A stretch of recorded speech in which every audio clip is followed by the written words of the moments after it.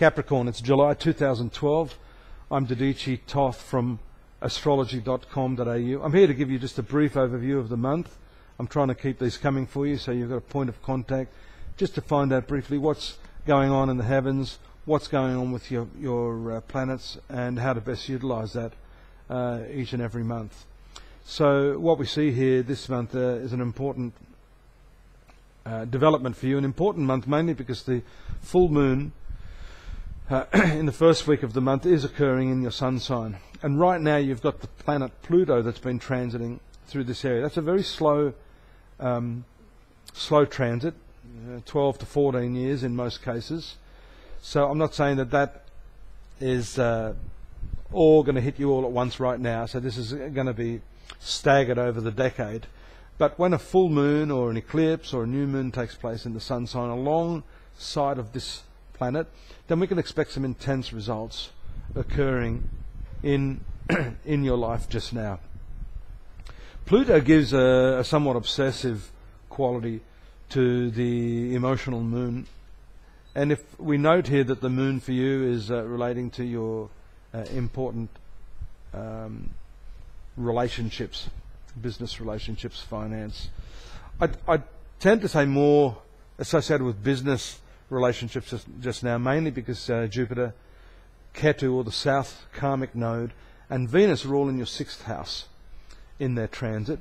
6th house means your workplace, associated with workplace. And as the month commences, you do have this strong opposition that has just occurred from the moon to Venus.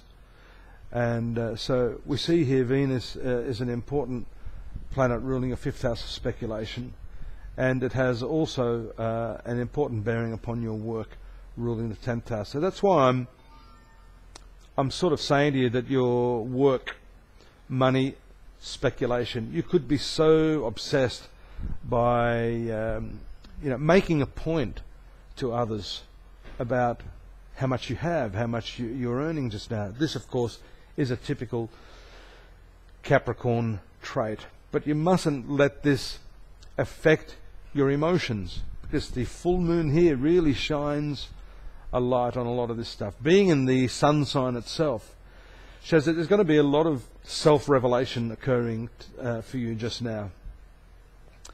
And as I said to a couple of the other star signs, the full moon is important in helping you determine what's of value just now. I've spoken a lot about this in the last few years, that your value is not simply what you have or what you possess.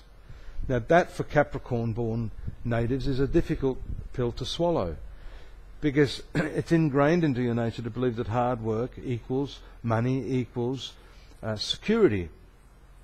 And to some extent that's true.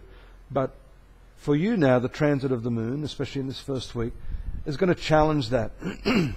Now, if you're able to use this powerful Mercury-friendly planet, which is transiting your 9th house, then your whole idea of ethics, spirituality, and value, the value system that you've built your life upon, are going to be inquired into. You're going to look into these things very, very closely. And the 9th house also has to do with gurus or mentors or people in the know.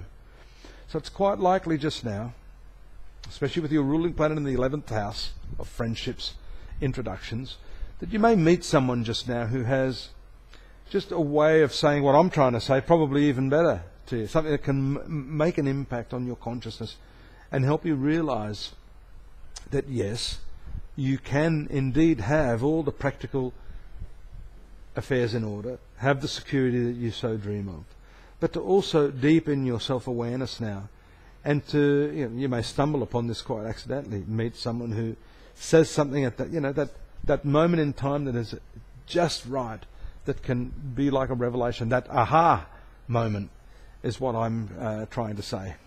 So be receptive to that, Capricorn. Be open to what's going on here in terms of the changing value system that's there. Don't tread your path in fear. By all means have your security there, but venture out. Play act a little bit. Put yourself in another person's shoes. React differently. Act differently. See what transpires out of playing a little bit with life and not taking it too seriously. I think that's the key for you this month. On another note, a purely pleasurable note, the Mercury and the Sun, which will conjoin after the 22nd of July, the Sun will move into the 8th house. Actually, I was incorrect there. Sorry, Mercury's in the 8th house. So that guru or mentor may not actually come by your way till after August. But what I'm saying is the 8th house also has a lot to do with seeking, searching. It's a spiritually transformative house. So no doubt your mind, which is Mercury, is focusing on a lot of this stuff now. And when the Sun comes into conjunction here, some of these revelations may come up by themselves from within yourself. So it's a month of knowledge, a month of wisdom, a month of self-understanding, a month of reconnecting with yourself and balancing the value system that you've put so much focus on with this newly emerging balance from within yourself, this newly emerging system of self-knowledge. You're more than welcome to contact me there at my website if you've got any personal questions, astrology.com.au. A lot of free stuff there. We've got some new psychics on the books, numerologists, clairvoyants. If you're after some more personal contact, that's available there at the website, and I do look forward to your company. Daily readings are also something that you might be curious about. They're available to you. If you don't want to wait a month to see what's happening day by day, by all means join me there. I'm Dadhichi Toth, and I look forward to your company next month. Bye for now.